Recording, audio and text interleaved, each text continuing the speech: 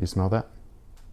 I don't smell anything over here. Well, for those of you that can't, this smells like revenge. Getting picked in these by Nick Anderson the previous playoff season, Eastern Conference Finals. This is why you say 45's a bad luck number, dog.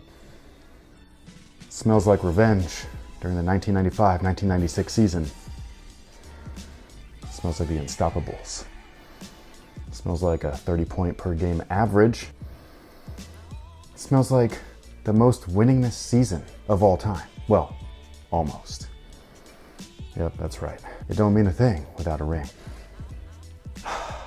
72-10 definitely smells like revenge. Yo, what's good, guys? This is Chris from WearTesters.com. Welcome back to the official WearTesters.com YouTube channel. And today we got a detailed look and review on these bad boys right here. This is my introduction as a young lad, as a wee lad, to the Air Jordan line. And I don't mean that I was unaware of Air Jordans before the 11. It's just that this was my very first Air Jordan ever. I was going into high school that summer. People don't like my stories, or some of them do. Or am I just focusing on the morons that don't?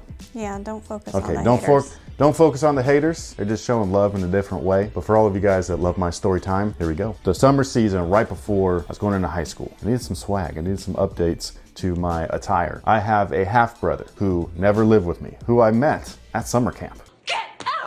My mom saw him run by and was just like, yo, pulled him aside and was just like, is your name blah, blah, blah? This is your little brother. And like, we were both like, it was one of them weird ass moments that you only see in movies, but it is actual real life for me. Since then, we had kept in contact. I went to go visit him after a basketball camp. I went there and I really wanted to play basketball with my older brother. I wanted to break his ankles. And I'm like, yo, let's play basketball, let's play basketball. And he, from underneath his bed, is just like, well, let me just grab my basketball shoes, because he doesn't really play basketball. He grew up playing like football, baseball, wrestling, anything but basketball. I'm the opposite. I don't like none of that shit. From under his bed, he pulls out these shiny, beautiful things, man. And I was, you got some Jordans? Not just that, but you've got the Jordan, you know? Because at the time, the 12s really weren't a thing. So he pulls these out and I'm freaking out. And my brother's just like, oh, you like these? Like, here, they're yours. And I was like, no. Because you don't give away Jordans. They're hard enough to get, let alone give. And he just straight up gave them to me. I wore the out of these things, man. That is the experience that I compare every Air Jordan experience I've ever had to. Because when I put those on,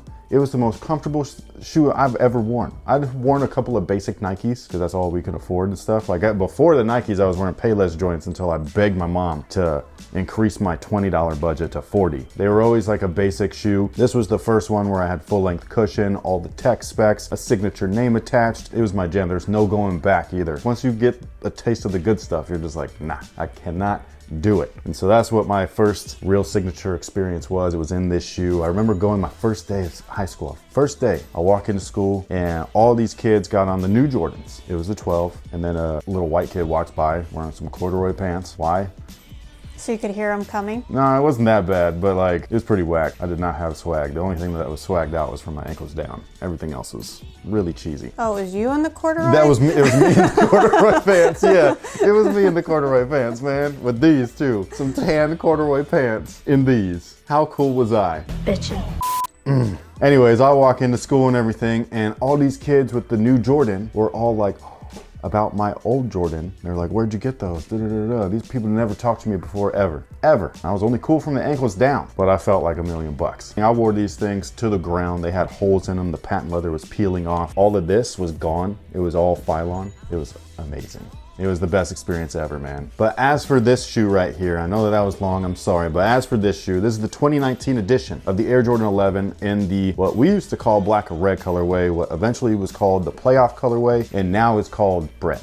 Playoff and black and red is so much. We have to say Bred. Was it last year? What was it was the 4s. It was earlier this year when they did that Bred commercial. That was mad funny, dude. And so many people were so mad about that. I liked it. I thought it was hella corny, but funny. It was exactly what the brand needed to do to make a play on words, make fun of the new generation, but at the same time cater to them and still give the old heads, like they still gave all the stats and all the accolades that he did in that shoe. It was the best of both worlds. They didn't do that with these. Unfortunately, there's no real promotion other than like, hey guys, these are coming back out again, go buy them. That's about all we're getting right now. What they are doing though is they're packaging them up and making them as close to the original as possible, as far as what I can remember at least. We will get a original pair to compare them to in a later video, so stay tuned for that. But as for right now, these guys right here, they come in this box, which is what a lot of Air Jordan 12s come in, whereas the Air Jordan 11s in previous colorways have been coming out in these boxes. This was during the transition. So some shoes of the Air Jordan 11 did come in the Jordan top box, and then others came in this one, and then the 12s also came in these, but then the first official Jordan brand shoe was the Air Jordan 13, even though it was technically the 12.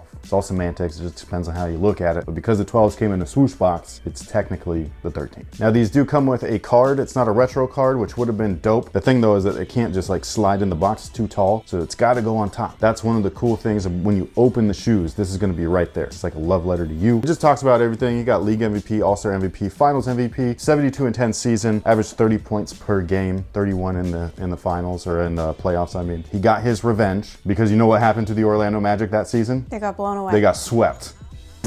He went into that season saying every game is a playoff game to him. It was the best season. It was the best season. Actually, the very last season as a Chicago Bull, that was maybe the best. But to see them literally steamroll through the entire league was incredible. Now, these guys are not quite like the originals, but they are as close as we've gotten, believe it or not. Even comparing this to something like the 2000 and 2001 era of Air Jordan 11s, this guy right here is much closer to the 1995-96 version, which I find to be very interesting because the time frame between the first retro release of this shoe and the original was only like 4 years. Phylon on these guys, man, it's just rock ass hard, dude. Like this stuff just don't crease, which is what a lot of people like, but not me. Like I loved that as soon as you stepped in these, you felt like you was in clouds. They just don't make them like that anymore. Unfortunately, now it's more of a lifestyle shoe, but it is Phylon, so if you just break it in, it will soften up. So if you are trying to play in these things, they are 100% playable. Much like the Air Jordan 12 or the Kobe Pro and all that stuff, these guys got more tech specs than most of the basketball shoes like on the shelf right now. They just do, but they're taxing you for $220 for nostalgia. Now included on the tech specs is they called it gum rubber back in the day, but it's just a translucent outsole. This is the one thing of the shoe where I'm like, what happened? Because it looks kind of dull. Maybe they're trying to counter any yellowing. The original one never really yellowed. It kind of turned into a weird orangey look. That's what I'm saying, like having that mixed tone. I really liked how that looked, man. It looked really clean. The rubber itself was different back then than what it is now as well. The look of the red is just not quite as bright or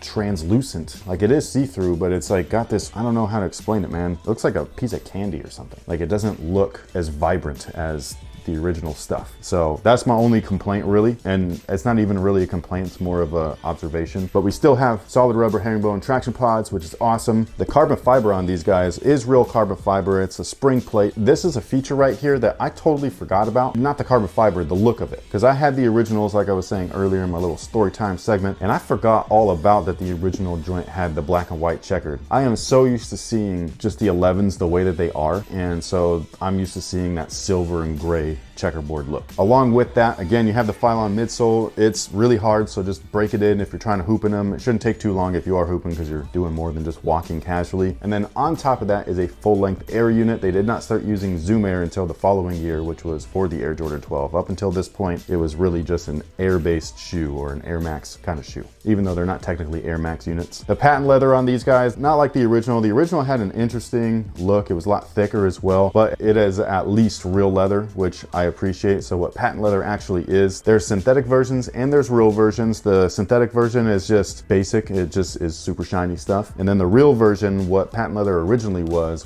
leather. And then they put this patent finish on top of it to make it stronger. And that was very much needed for this shoe because the upper of the build was very lightweight in comparison to previous Air Jordans, especially if you're just looking at the previous year, all leather everything on the Air Jordan 10. And so this guy right here was made out of what they called ballistic nylon or ballistic mesh. They also call it Cordura mesh. It just kind of depends on who you're talking to, but it made the shoe a lot more lightweight and they needed a lot more reinforcement, which is what the patent leather was supposed to be there for. Got a little bit of leather right there in the back. Not great quality, gotta say. For $220, I'm kind of disappointed because this leather right here, while not like anything special, it's at least soft and nice leather, whereas this is like really firm and hard and stuff like that. Not quite like Countdown Pack in 2012, just not as good as these. Man, these are so Look at these together.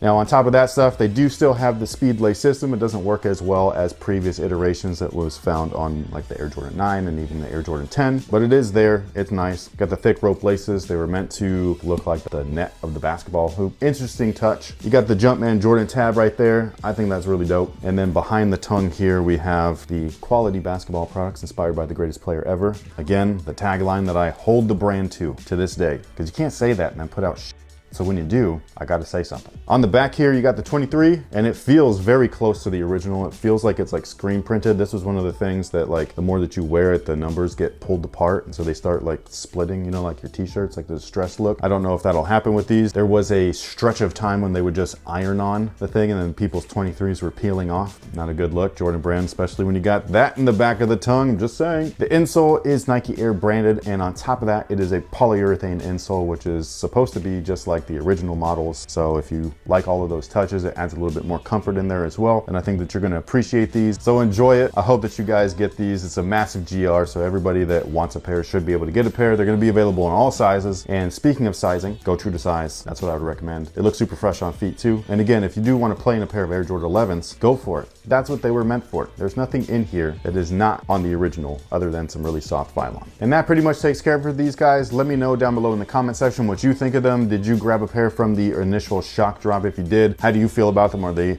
up to your standards? Are they whatever? Is it just another Jordan? Did you just grab them to flip them early? Let us know down below in the comment section. We'd love to hear from you. Thank you so much for watching. Thanks for all the support. I hope that you guys have a great holiday season, and until next time guys, have a good one.